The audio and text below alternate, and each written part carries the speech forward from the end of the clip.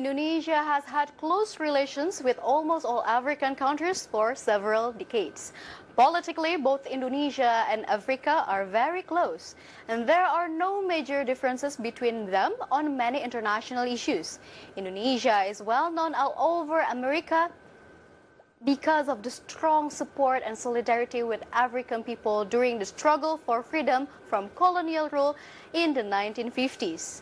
In terms of economic, Africa is seen by Indonesia to be potential market. And today we would like to present you data on Africa's potential as a growth market for Indonesia. So let's see the data.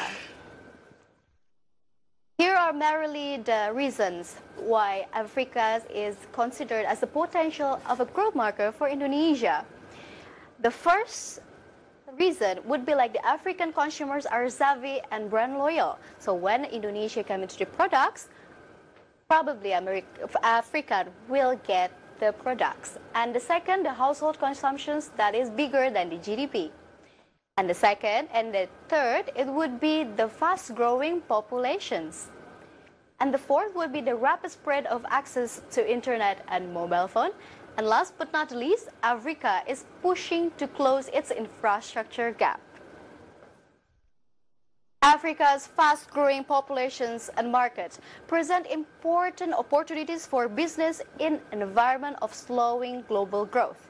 At the same time, greater innovation and investment from business is essential to meet Africa's unfulfilled demand for goods and services, close the gaps in infrastructures, create jobs, and decrease poverty. Furthermore, Indonesia and Africa will go together to fairly distribute the development to the outer region and to increase the connectivity to improve price disparity and to reduce economic gap.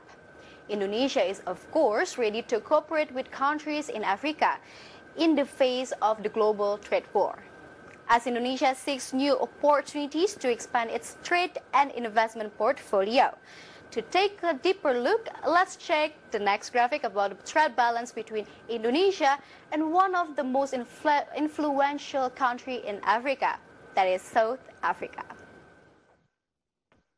As we can see, the trade relations was going really well in 2014. We got 881 million US dollar for the trade balance, but it was dropped significantly in 2015. We can see the drop is almost double up, and by 2017 the growth was getting lower, but still not in a deficit. But unfortunately in 2018 it got dropped to minus 196 million US dollar. And by now, 2019, it gets deficit for 134 million US dollar. We cannot deny that the trend was decreasing. But of course, Indonesia doesn't want this to happen, since Africa offers many opportunities for Indonesia to explore its market. Therefore, Coordinating Minister of Maritime Affairs, Luhut Binsar Panjaitan, said that Indonesia had 3 ways to increase exports to Africa again. And what are those? We can see through the next graphic. As we can see through the next graphic, Indonesia in overcoming trade balance deficit with Africa, it has 3 ways. First, diplomacy in international forums like last week that Jokowi held. And the second, investment cooperations to boost the economic growth. And the third one is free trade. We know all the benefit of free trade, and we would like to apply it to Africa as well. And related to economic diplomacy, Minister hoped that to see more trade missions and sent at international conferences in Africa, since he claimed that Indonesia had a very good industry. Regarding investment, so far Indonesia has been working more with Japan, China, and United States. But looking ahead, Indonesia will be focused on increasing cooperations with Africa. Indonesia is committed to help Africa on infrastructure development, and this commitment has delivered by President Joko Widodo in front of African countries' leaders on Indonesia at Africa Infrastructure Dialog 2019 in Nusa Dua, Bali. Here is much about big projects that Indonesia has taken in Africa.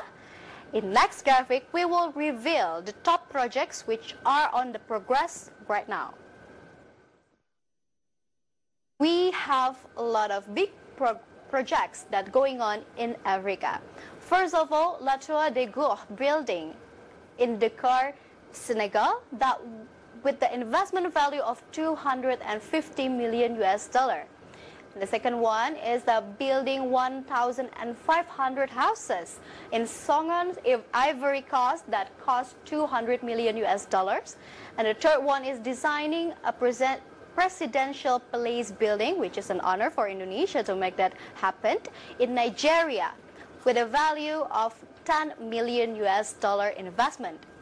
And the fourth one is the liquid bulk terminal that is in Tanzania for the investment worth 190 million US dollar. President Joko Widodo said that state-owned private companies in Indonesia are highly experienced in this infrastructure development, with any kind of challenges, either geographic, weather, or even culture.